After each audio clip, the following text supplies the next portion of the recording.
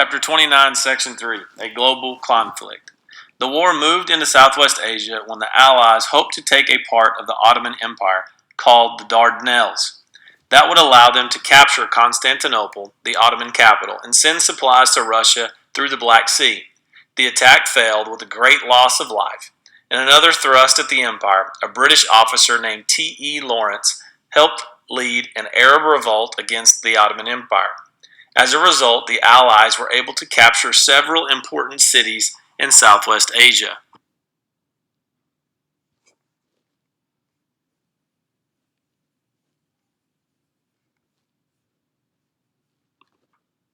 Japan took German colonies in China and the Pacific Ocean.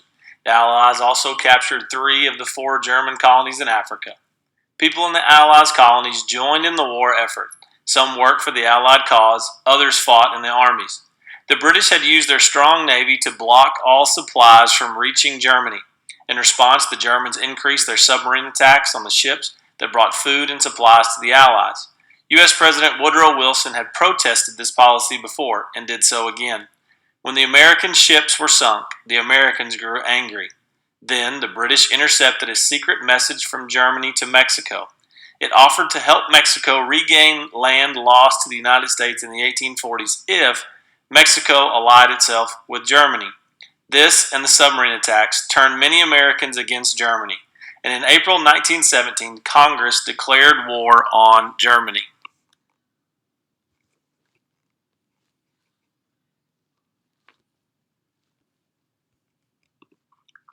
By that year, the war had a terrible impact, killing millions and radically changing the lives of millions more, people at home as well as soldiers.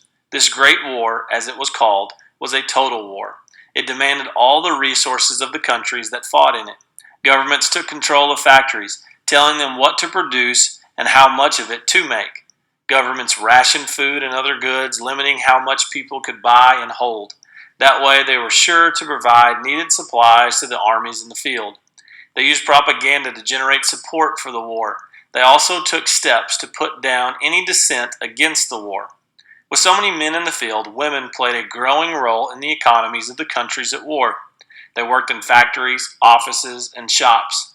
They built planes and tanks, grew food, and made clothing. These changes had an impact on people's attitudes toward what kind of work women could do.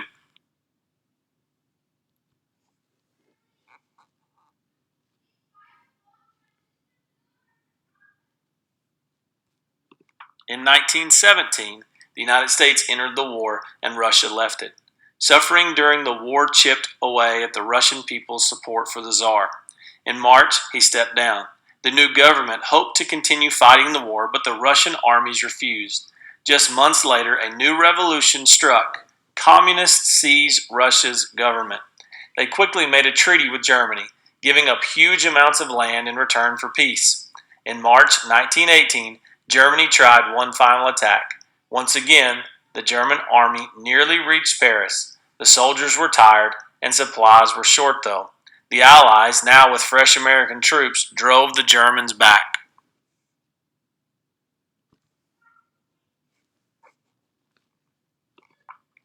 Bulgaria and the Ottoman Empire surrendered. In October, a revolution toppled the Emperor of Austria-Hungary. In November, Kaiser Wilhelm II was forced to step down in Germany, and the new government agreed to stop fighting. And on November 11, 1918, Europe was finally at peace. The war had made a great and terrible mark on the world. About 8.5 million soldiers had died, and another 21 million had been wounded. Countless civilians had suffered as well. The economies of the warring nations had suffered serious damage too. Farms were destroyed and factories ruined. One estimate said that the war had caused $338 billion in damage. Along with this death and destruction, the war had an emotional toll. People felt disillusioned since all the suffering did not seem to have a purpose. The art and literature of the years after the war reflected a new sense of hopelessness in people.